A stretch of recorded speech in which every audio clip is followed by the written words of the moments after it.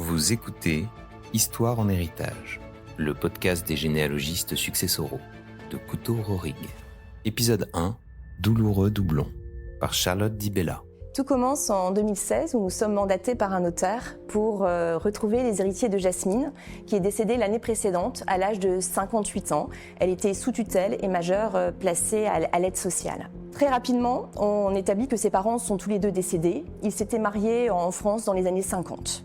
Après 2 ans de recherche, on retrouve tous les héritiers de Jasmine et en fait, elle a eu de très nombreux frères et sœurs qui ont tous été placés à l'aide sociale et qui n'avaient aucun contact entre eux, ce qui explique la durée de nos recherches.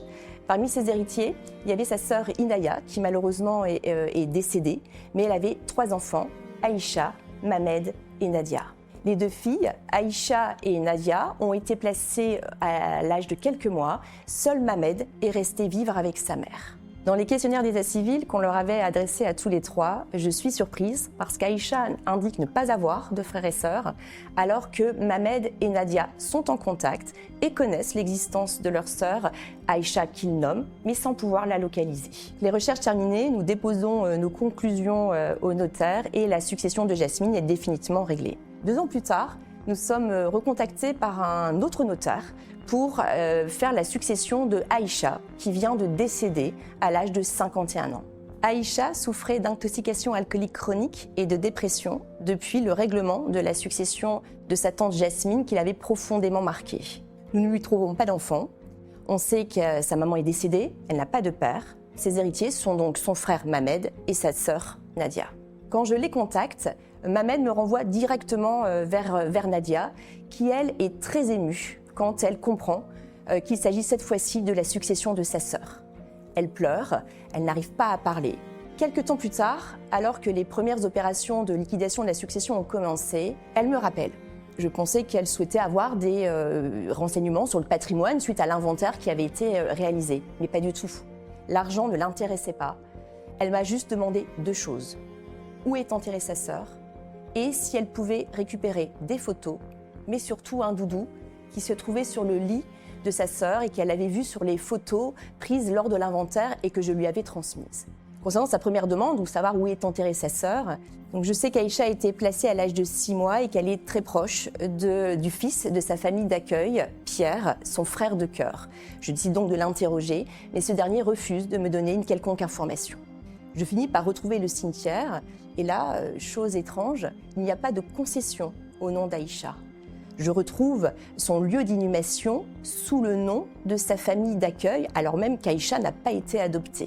Son urne, sur laquelle ne figurent que ses simples initiales, est scellée sur la tombe du couple qui l'a accueillie. C'est comme si, pour elle, elle avait déjà tourné la page de sa famille de sang et que seule sa famille d'accueil comptait. Cette information transmise, Nadia décide de venir et me donne rendez-vous sur le parking d'un grand centre commercial de la région parisienne, tout près de son hôtel. Le jour venu, il y a du monde, mais je la retrouve facilement, tant elle ressemble à la photo du passeport de sa sœur que j'ai au dossier. Je lui dis, elle est très émue, moi aussi, on parle beaucoup, elle me raconte sa vie, sa famille qu'elle a su se construire, son parcours. Elle est auxiliaire de vie scolaire. Et là, je lui révèle que sa sœur était assistante sociale. Pas de hasard. 2 métiers tournés vers l'autre, vers les plus fragiles, les oubliés, ceux qui n'ont pas eu toutes les chances. Au moment de se quitter, elle me remercie de lui avoir permis de récupérer les souvenirs de sa sœur et de avoir pu se recueillir sur sa tombe.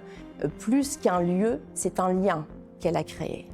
Le lendemain, elle m'envoie un mail pour me remercier à nouveau et elle finit par ces mots « Ça a été très important de trouver ma sœur ».